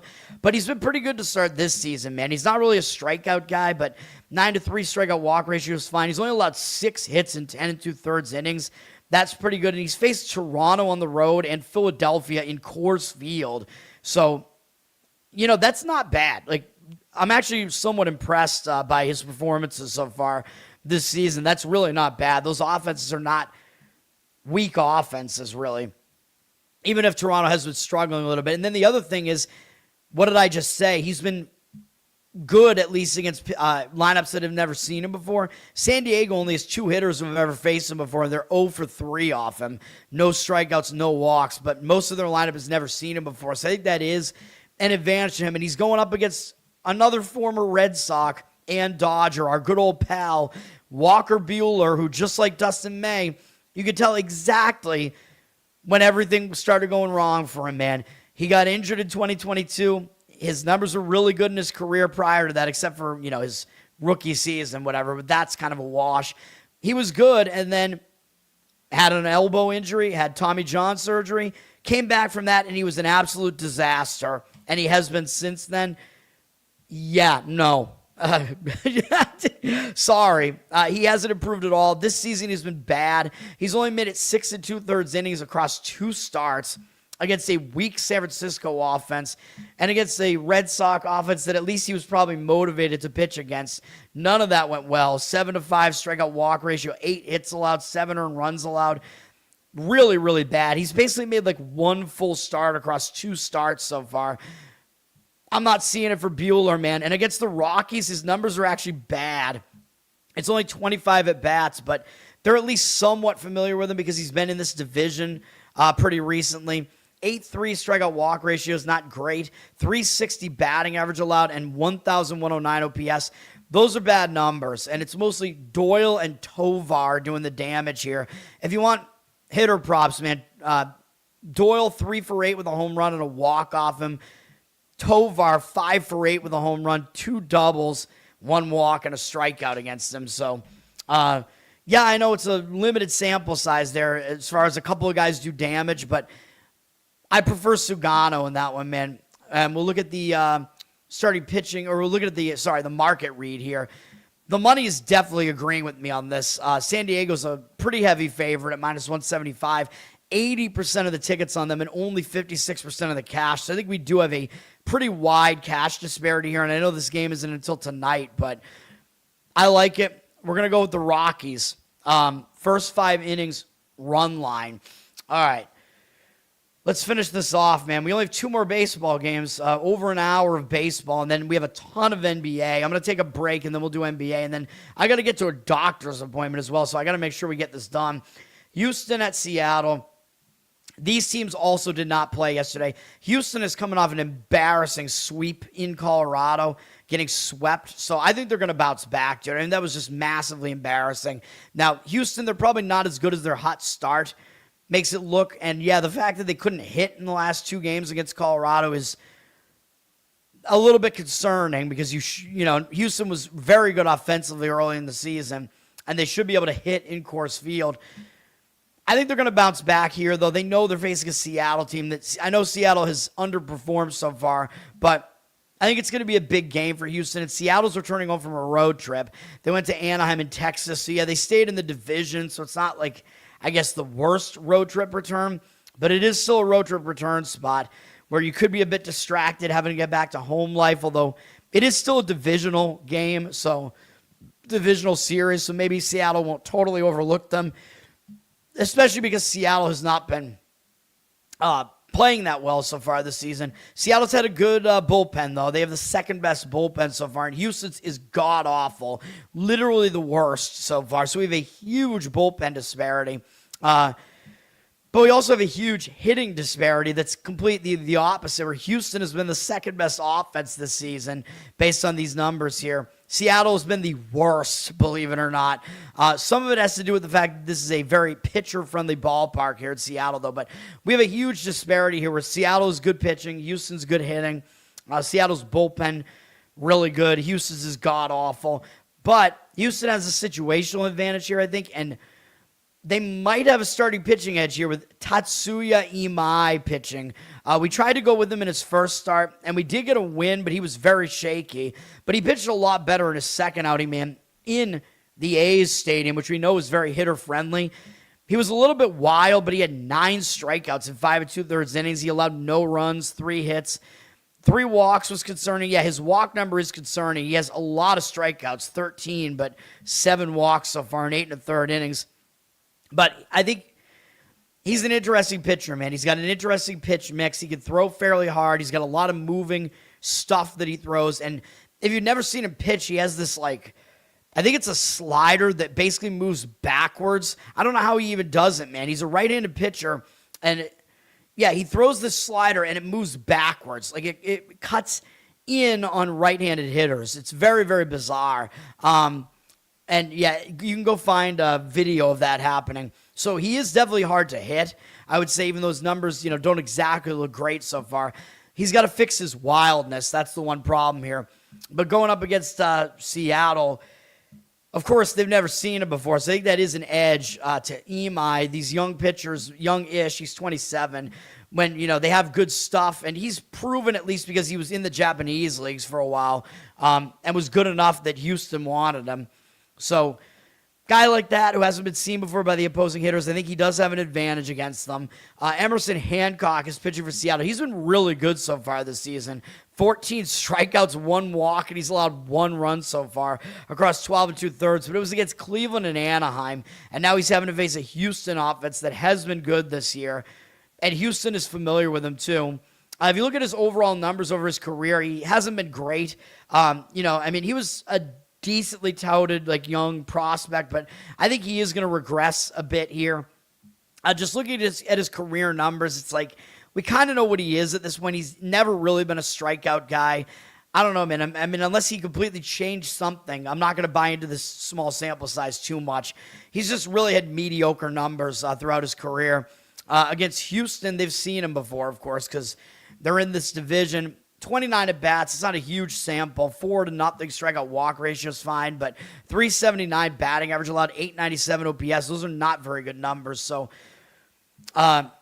Houston's been able to hit him a little bit, so I do think Houston might have a starting pitching edge here too. I would lean Houston here, but I would limit it to first 5 because there is such a massive bullpen edge for Seattle here. I would go Houston first 5 in this one if I was going to do it. Seattle up from -121 to -138. I don't exactly want to do it, though, because I don't want to fade Hancock when he's in really good form right now, but Seattle -138 on the money line now. 70% of tickets, only 67% of the cash on them. So I think the initial move that drove them up, I think, might have been a fake out. And now it looks like the money might be coming in towards Houston here. And I agree with it, but only in the first 5 innings. I don't really disagree with the under either here, but Houston's bullpen is very concerning, man. The total's at 7.5, 64% of tickets on the over, 66% of the cash on the under. I know we have rested bullpens. It's a pitcher-friendly park. Starting pitching might be okay both ways, but again, I worry about Hancock's matchup numbers against Houston, and I worry about Houston's bullpen. So I do think I prefer Houston first 5 innings money line. Is probably my preference there. Or maybe a half run on the run line if you can find like a first 5 run line, and you can find like a decent price on that. And then Texas at the Dodgers is the final game. These teams didn't play yesterday either. Texas just swept Seattle. That was a big series for Texas, man. So yeah, you could argue that maybe Seattle will be in bounce back mode, but they are returning home from a road trip. Texas could be in letdown mode after that really good sweep, but starting a road trip with momentum, that is a positive, and I don't think they're really going to overlook the Dodgers, so I don't think it's really a bad spot for Texas here. Dodgers are staying at home. Or no, excuse me, they're not. My mistake. They're returning home from a road trip. My mistake. So that is actually bad. My mistake. They were just in Toronto and Washington before that.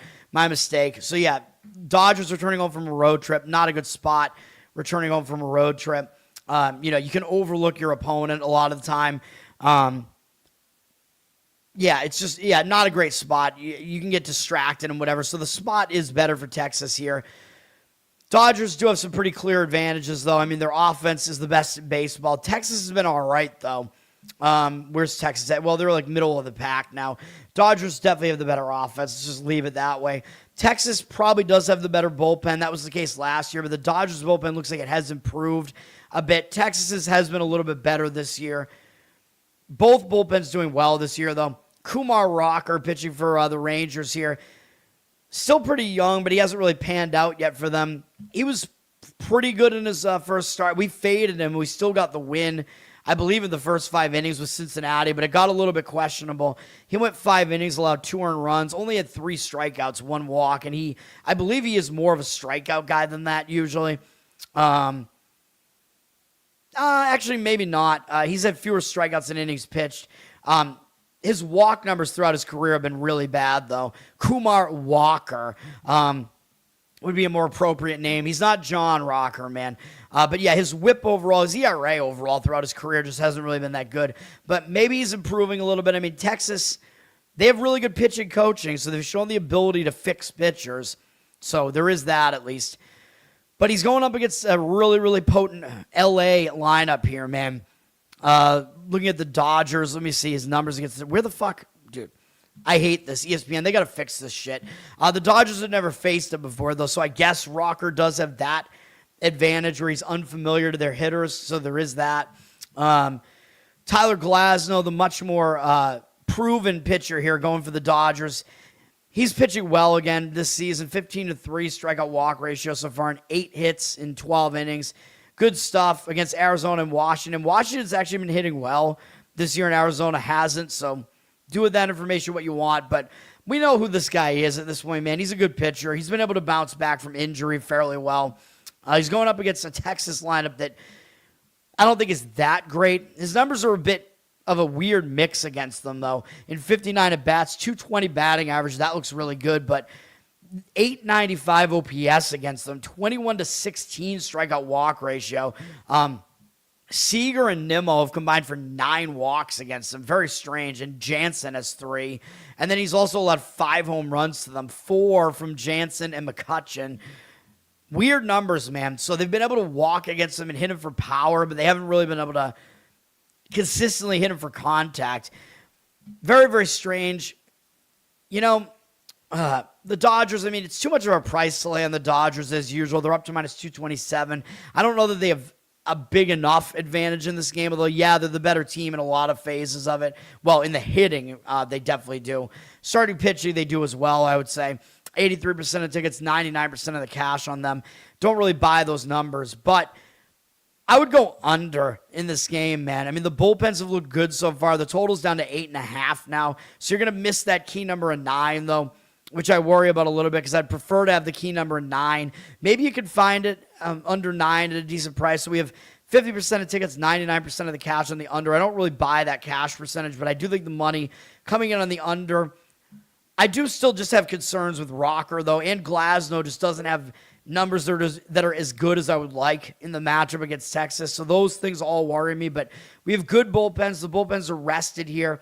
Dodgers returning home from a road trip, a day off for both teams. That could cool off the offenses there. So I don't disagree with an under in that game, but I don't love it enough. So those are your two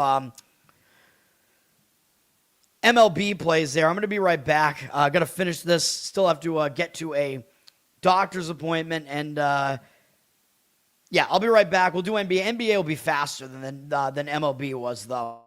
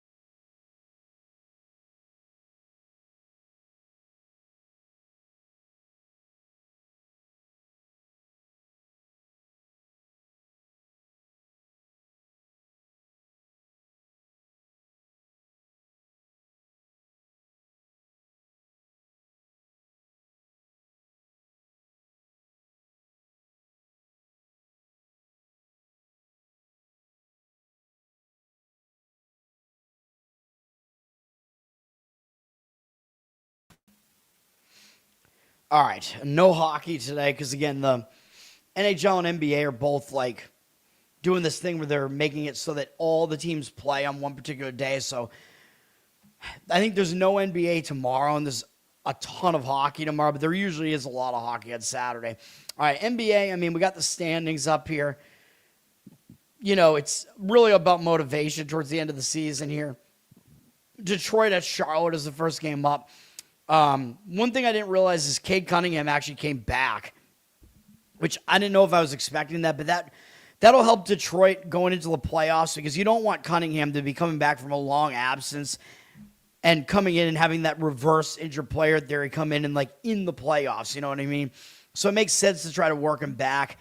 I think he did okay in that game too. He played 20-something minutes against, I don't even remember. Who was it against? The Bucks maybe? Yeah, the Bucks. So he did okay there, but Detroit has nothing to play for here, man. They're guaranteed the 1 seed in the East. Literally, they have nothing to play for. So the motivation is obviously all on the Hornets side here. Hornets trying to still get into that top play-in game here at the very least so they can avoid having to play 2 games to get in. For Detroit, yeah. Again, Detroit also might not want to show anything because there's the potential that Charlotte is the team that they face in the first round of the playoffs too, potentially. So I think Detroit they don't want to show anything here. It's possible that Cunningham might not play in this game. It looks like he's not on the injury report, but I really don't know. Charlotte did just lose a win streak with a tough loss to the Celtics. They played fairly well for a lot of that game, so they are coming off a tough game and returning home here. But they're not going to, obviously they're not going to overlook this game, though. There's not going to be a mental distraction here. Just maybe some fatigue because they played some big games recently here. But also, Charlotte is a massive favorite here. The books they basically know what the motivation is here. They know that the Hornets are the only team with reason to show up here. So they're laying 5.5 now, up from 3, and that might mean that, Cunningham might not play in this one, whatever. 88% of tickets, 92% of the cash on the Hornets. I don't think you can lay 5.5, dude. I just don't. I think the number's just too high. I'll say what I said with, the Knicks last night, the Magic the night before that. They could be a moneyline parlay piece, even though I hate parlays. You never get good enough odds on them. But if you can find another, I know I did not give out another parlay leg on those. I'm just saying, if you do have another one that you like a favorite in that price range, it might make sense because I do think the Hornets are going to win this game. But yeah, that's what I'll say about it. 88% of tickets, 92% of the cash on the Hornets. Looks like the public is on the Hornets, which kind of surprises me because a lot of times they just don't pay attention. They're just like, oh, I'm going to take the team with the better record getting points. But yeah, whatever. Miami at Washington. Miami is pretty much locked into this 10 spot. I don't even know if they can move out of the 10 spot at this point, Miami. So they may not have a ton to play for in this game, and they really haven't looked that good. Although once they get into the play-in, man, with Spoelstra as their coach and some experience on this team, Miami wouldn't necessarily count them out. They did just lose to a motivated Toronto team twice in a row. I thought Miami would be better in both games, and I thought they might be able to zigzag. That didn't happen. That was last night, so now they're playing a third game in 4 days. Not all in different cities because the first 2 were in Toronto, but they're having to go from Toronto to Washington with no time off. That's not great, and the last time they played them was April 4th, and they beat them 152 to 136, so they might not take Washington that seriously. Now, is Washington even going to get up for this game? I have no idea. It is their final home game. You could argue they have a chance at spoiler here. But, they're not playing their guys. So, I'll talk about, tanking isn't really a thing. But what I mean is that players, once they're on the court, they're not intentionally throwing games because it's just against human nature. You go out there, it becomes a fight, and you don't want to, you're going to try to win. It's just the nature of it. But, there could be guys that are betting against themselves. That is a thing. But the other thing is there is organizational tanking. That happens where it's just that obviously teams are just not playing their best players. You know what I mean? So that's the thing. Washington's kind of doing that here. I don't know if they're trying to do it or not because there is a draft lottery. So, yeah, you'll improve your chances of getting the best pick. And now Adam Silver is doing some stupid things saying that he wants to, make it so that the bottom 3 teams don't get the best odds to get the first draft pick. He's such an idiot, dude. I fucking hate Adam Silver. He's the reason for this stupid playing bullshit to begin with. Worst commissioner in NBA history. What a fuck. He needs to be gone. Get him out of there. But anyway, the question is Washington going to show up in this game? I honestly have no idea. I don't know if I would want to bank on it because it looks like they're probably trying to get, one of those top lottery, get the top lottery odds here, whatever. But maybe because they lost to Miami more recently, they have a chance at, spoiler as far as ensuring, although I don't even know. Again, I don't know. Miami might be locked into the 10 seed, so I don't even know if that's a thing. But, maybe Washington wants to win for their final home game. It seems like a lot of these teams don't, though. But there's also no way you can lay 17.5 with the Heat, down from 18.5. Again, I don't even know what the Heat really have to play for. I don't even know if they can get the home game in this bottom play-in game. So I have no idea, but I would not lay that. 71% of tickets, only 70% of the cash on the Heat. I would lean to taking the points of the Wizards. I don't want to do that either, but yeah, I mean, that would be my opinion there. We have an Amazon Prime doubleheader here. Cleveland is playing Atlanta. Interesting. These two teams could potentially match up in the first round of the playoffs. Atlanta has fallen behind Toronto, though. Toronto has the tiebreaker. Cleveland might be intentionally trying to get the 4 seed to avoid Celtics and Knicks in the second round. Or I should say Celtics or Knicks. I don't know if that's the case. Cleveland did just beat Atlanta, too, but it was a close game. So I could see it going two ways. That was at Cleveland. Cleveland wound up covering, but I don't know how they covered. Atlanta was in that game pretty much the whole way. Now, it could be a zigzag for Atlanta here. Maybe Atlanta will show up with some adjustments that they make off of that. Maybe Cleveland got a scare, and maybe they will show up here. But I think Cleveland is fine with getting the 4 seed here, man. I don't know what motivation they're going to have here. Atlanta still needs to make sure they avoid the play-in because they could actually still fall into the play-in. So Atlanta does have, I think, more motivation in this one. And you look at the number and you're going to think, well, what's going on here? The Hawks are a 6.5-point favorite up to 8.5. And the public looks like they're kind of on that side. 72% of tickets, only 68% of the cash on them. So the money is saying take the points with the Cavs. I don't think I want to do that. And in fact, I actually think the Hawks are probably the other moneyline parlay piece that you want. Parlay them with the Hornets, moneyline parlay. I think they're both going to win here, man. Because even though the public is saying to fade Atlanta as far as that number, and again, I agree that number's probably too high on the Hawks there. I don't think they should be that much of a favorite. But Donovan Mitchell's not playing. Jared Allen is not playing. So Cleveland, again, I think they're okay with the 4 seed here because some of their guys are just not playing, and it's kind of like a rest, situation. Just make sure those guys are healthy, whatever. So, yeah, that's what's going on there. I think Atlanta will get the win there. They clearly have more to play for, so I think they're not a horrible moneyline parlay piece there, even though the money is saying to fade them on the spread. I don't think I would even really want to do that. If you forced my hand, I would actually, I don't know, man. I might lean towards laying it. But, of course, you don't have to do that, and I would not really actually do that. New Orleans at the Celtics. Celtics played last night and lost to the Knicks in a close game. Big game, so it's not the greatest spot for the Celtics, having to play on a back-to-back here. Celtics got to get one more win to just ensure that they're going to be the 2 seed, though, which I do think they're actually trying for it at this point. They want to get home advantage in that theoretical second-round matchup against the Knicks, man, because the Knicks have been nowhere near as good on the road. So the Celtics, they got to win one of these remaining games. That's what they have to do.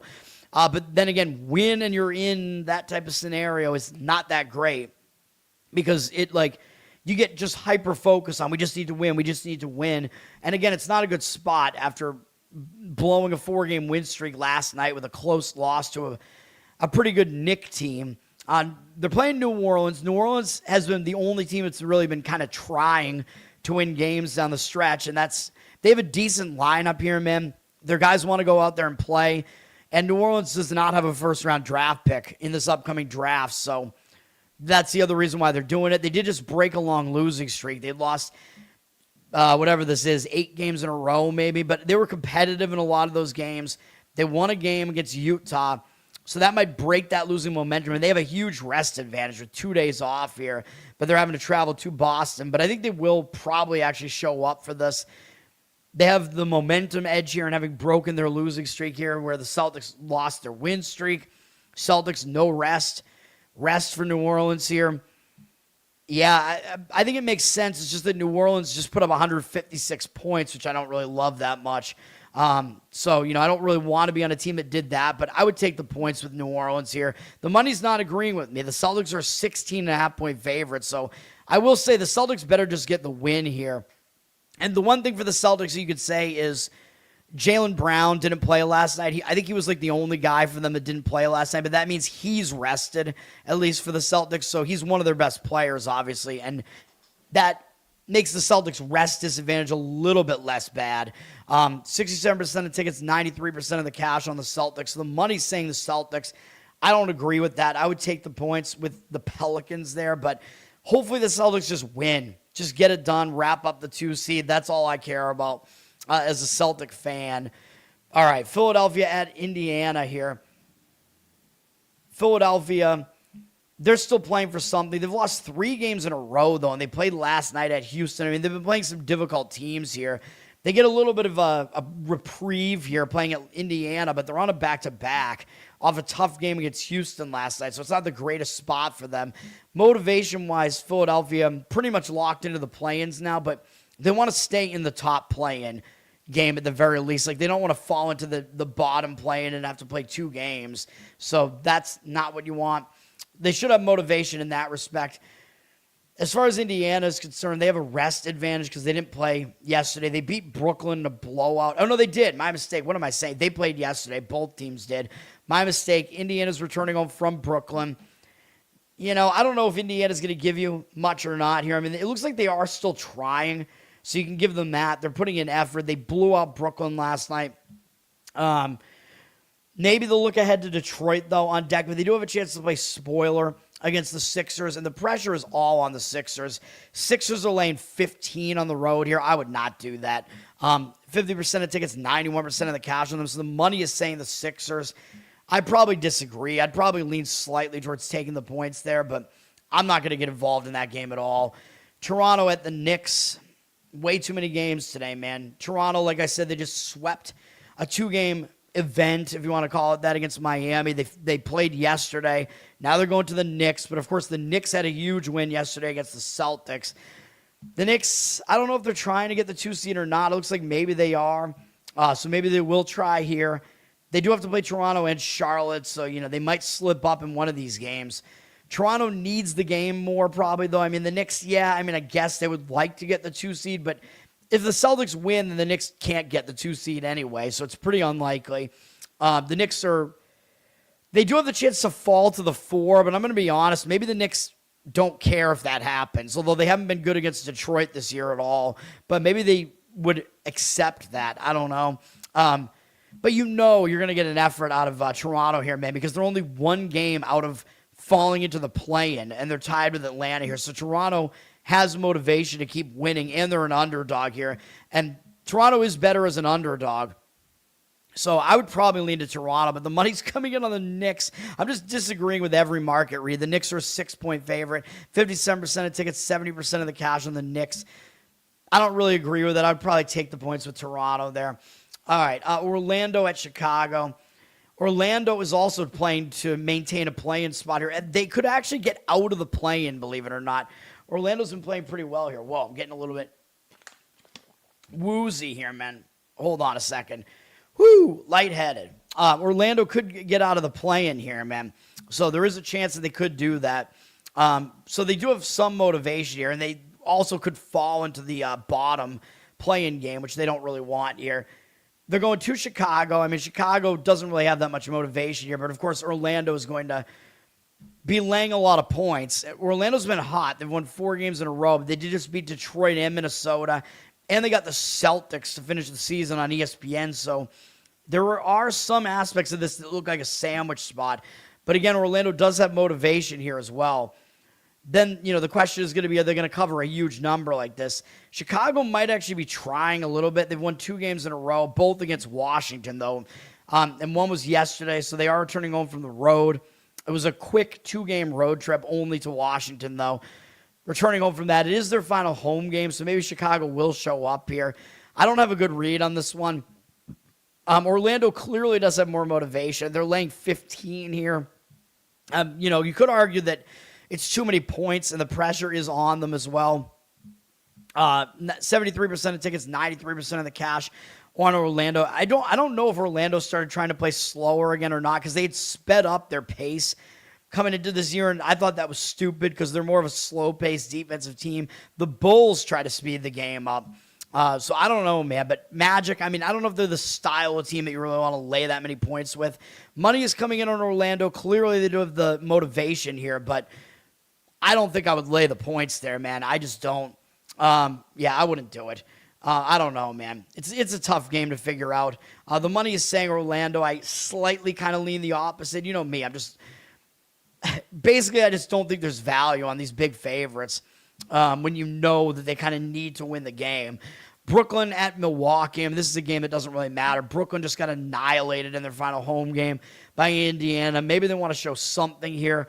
Milwaukee just got blown out by Detroit. I believe Brooklyn played yesterday and Milwaukee did not. Let me make sure of that.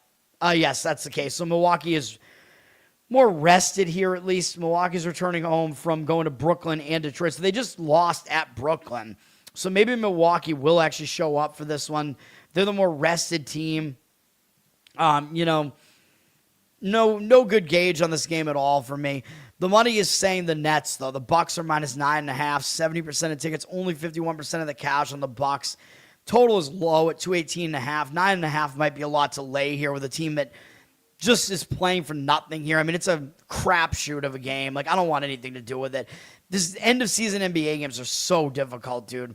The money is saying Brooklyn. Do with that what you want. I think Milwaukee is probably going to win the game, though. But who knows? Dallas at San Antonio. Let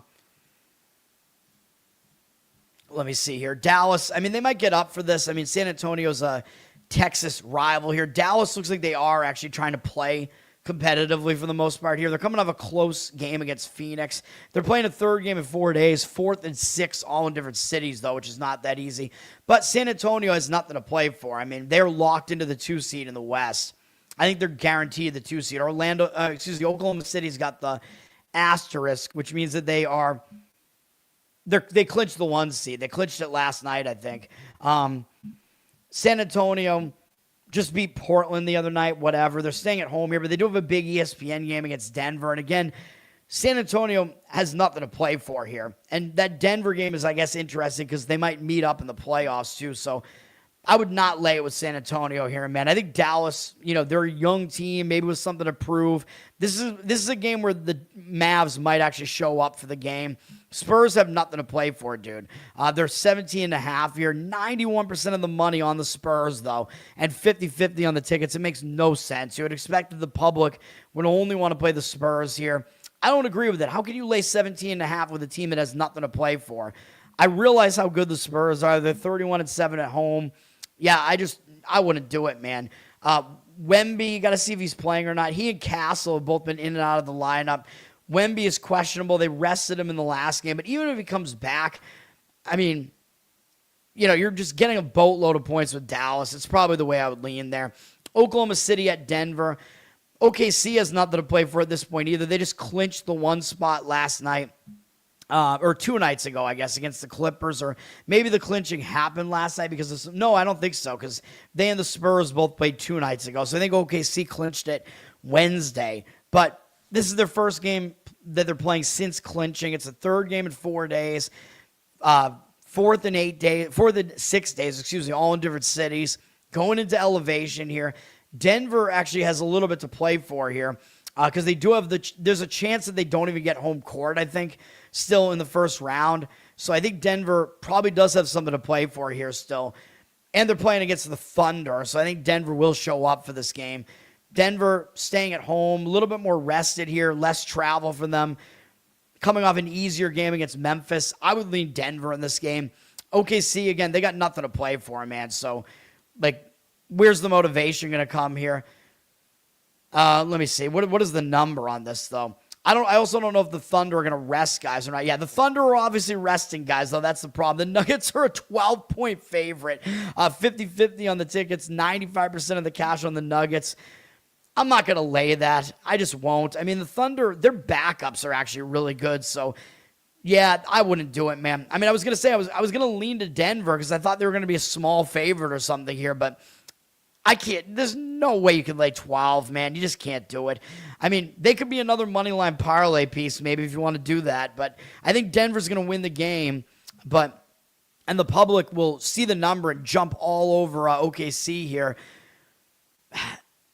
I don't know if I would still lean towards laying it with Denver with that price, dude. I mean, obviously it means OKC is resting everybody. SGA is not playing here. Hartenstein's not playing. One of the Jalen Williams is the lesser of the two, I think, is not playing. Caruso is out. I'm pretty sure SGA is out, right? He's got the O next to him. Holmgren is out as well. Jokic is a game-time decision, but I think he is going to play. And Murray and Gordon, so I would pay attention to all that. But it looks like, pretty much everyone's playing for Denver, and nobody's playing for OKC. But again, OKC's backups are still quite good. So I wouldn't count them out as far as covering a number like that. It's a mess of a game, dude. Minnesota at Houston on Amazon Prime here. Good game. It's an interesting game. Although, I think Minnesota is locked into the 6 at this point, though. I don't think Minnesota can move up or down. So Minnesota really doesn't actually have that much to play for. Houston still has obviously they have a chance because they're tied with the Lakers. They can overtake the Lakers for the home series there. And get the 4 seed. So Houston has something to play for. Minnesota did just lose to Orlando. 3rd game in 4 days, all in different cities. I just don't know if Minnesota has much motivation here. And Anthony Edwards might not play. Houston obviously has the motivation here. Minnesota has nothing to play for. Houston's been hot. 8 wins in a row for them. They just played last night, though, so they're on a back-to-back. They beat Philadelphia. They're not going to overlook this game, but they might be a little bit unrested here. At least for them, they're staying at home. But you're laying 10.5 with the Rockets here, man. Again, the odds makers know where the motivation is. T-Wolves look like they might be resting. It might be Anthony Edwards and Gobert has also been hurt, so they might both be out for the T-Wolves here. I think Randall has kind of been in and out of the lineup too. I like the Rockets, man, but again, I don't think I would want to lay that number. It's a stay away from me, man. Memphis and Utah, believe it or not, is my play. We're taking a bit of a different approach today. We're going to go over the total here. I know I'm not a totals guy, whatever, but this is a situation where both teams have nothing to play for. So basically that means you're not going to get intense defense. Utah has been giving up a ton of points in their games recently, and Utah typically scores a lot at home too. And I think we're at maybe more of a defensive disadvantage for Utah, which I'll talk about in a second because the spot's bad. Memphis is coming out of elevation as well. They played on Wednesday. They're playing, they're not very well rested at least. They're playing a 4th game in 6 days, all in different cities. So it's not great for Memphis either. So they're not really rested either. And they've played a lot of high-scoring games recently too. They've allowed 131 or more points in 5 of their last 6 games, so they have not been stopping any offense. Utah, on the other hand, is returning home from a road trip.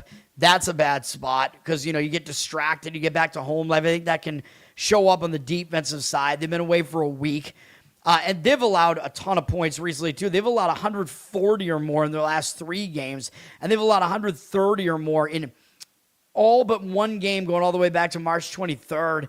They're just giving it up big time, man. Both of these teams are. So they're just not playing defense. I know it's Utah's final home game, but that can only get you so far. Yeah, they're a little bit rested, but the return home spot kind of negates the amount of rest that they have. I think they're going to be distracted, just happy to be back home, whatever. They do have the Lakers next, which maybe they'll pay more attention to that game. I think it's going to be a distracted game. Both teams just haven't been playing any defense here, man. I know the total is high. It's up to 249 now. I found it at 247.5 at, I think it was the book that starts with the M. It might have been FD, though. It was either FD or M with the GM. I don't know. But if you go over 248, whatever, I think you can find 248, 248.5. I'd still do it, probably. 77% of tickets on the over, 99% of the cash on the over. We have Grizzlies, 60% of the tickets on them, 55% of the cash on the Jazz. The money is indicating on the Jazz. I would not play the Jazz, though. In the return home spot, no way. I'd probably lean the other direction, but I think the way better approach is the over. So that is what we're doing there. Then, let's finish this, man. Clippers and Portland, these two teams have something to play for because they're jockeying for play-in positioning here. Clippers are trying to stay in the top play-in game, so they only have to play one game to get into the playoffs. Portland is trying to jump them and get into it. So these teams both have something to play for. They just played recently, and Portland won at L.A. Back, several games ago. So L.A. might have some adjustments to make here, the Clippers, and get back at Portland for that, man. A double-digit home loss to Portland, that's bad. I mean, the Clippers might flip it around, man. Clippers are coming off playing Oklahoma City, which isn't exactly great. They have one day off here. Playing a third game in 4 days, which is not exactly great, but the experience might get them there, man, in a game that might kind of take on more of a playoff atmosphere. Kawhi Leonard has been excellent, even though he's old. It's been crazy. Darius Garland, guys like that, they do have experience. Portland is definitely a less experienced team, and they're coming off a pretty big game as well against San Antonio. They're a little bit more rested, but they're returning home from the road, going to Denver and playing a tough game there, and then going to San Antonio. I kind of like the Clippers in this one, man. It's a little bit of a road reversal angle here, where I think the Clippers might show up better here. The money's disagreeing with me on that one, too. 51% of tickets on the Clippers, 63% of the cash on the Blazers. Blazers at 1.5. I just don't like it, man. I think that the Clippers will have the adjustments to make after losing at home to the Blazers. I think the experience matters in a game like this. Got to give the Clippers that as well. So that would be my opinion there, but not a play for me. Golden State at Sacramento. I don't know that Golden State has anything to play for it. Yeah, I think Golden State's locked into the 10 spot in the West, so they're going to be looking ahead to that play-in. Don't know if Curry's even going to play in this game. Golden State just played Sacramento 2 games ago and barely got by them at home, and then they lost to L.A. yesterday to the Lakers, who finally got a win, an upset win from the very injured Lakers. I think Curry might have not played in that game, though. Which I didn't realize Curry wasn't going to play in that game when I handicapped it in the morning. Golden State is on a back-to-back now, having to go to Sacramento. Maybe Sacramento will get up for this one game because they're playing against Golden State. They played them tough last time. They have more rest. They haven't played since then on Tuesday, so they're more rested here. Less travel, pretty much. Well, sort of less travel. I mean, both teams are just staying in Northern California, though. But Sacramento's been at home for a while. But again, that game can kind of take a lot out of you when you're Sacramento and you play close as a big underdog. So I don't know. But Golden State has absolutely nothing to play for here. Don't even know if Curry's going to play here. Maybe Sacramento will get up for this. Warriors are laying 10.5 on the road right now. We don't see the percentages yet, but I'd probably lean to taking the points there with Sacramento. That would probably be the way I would go. And then we have Phoenix at LA at the Lakers to finish this off. Lakers are trying to maintain that home court, man, although I don't know when their injured players are even coming back. Of course, they're without Luka and Reeves for the foreseeable future. They don't want to fall out of the having the home series here, but it might happen. Phoenix doesn't have anything to play for, though. Phoenix is locked into the 7 spot, so maybe Phoenix will get up for the game just because it's against the Lakers, but I don't know. Phoenix coming off playing Dallas too close for comfort probably a couple days ago. But again, Phoenix, again, they don't really have much to play for here. But maybe, again, because it is the Lakers, maybe they will get up for it. I don't know what the fuck that Disney thing was. That freaked me out. Lakers coming up beating Golden State. A nice win for them. But maybe it'll be good. It'll give them momentum. Their first win since all the injuries happened. They have more to play for here, but they're on a back-to-back, so they're not well rested. They're coming off an upset last night. Coming back home, so I don't want anything to do with this game. The money is kind of indicating on the Lakers, I guess. The Suns have gone up from a 1-point favorite to a 2.5-point favorite. But again, laying points on the road from a team that really doesn't have anything to play for. 80% of tickets, 99% of the cash on the Lakers. I'm going to lean to the Lakers, the team that has something to play for as a home dog. That would be the way I would lean. And that's it, man. Long show today. Our plays today are the Detroit Tigers on the -1 run line.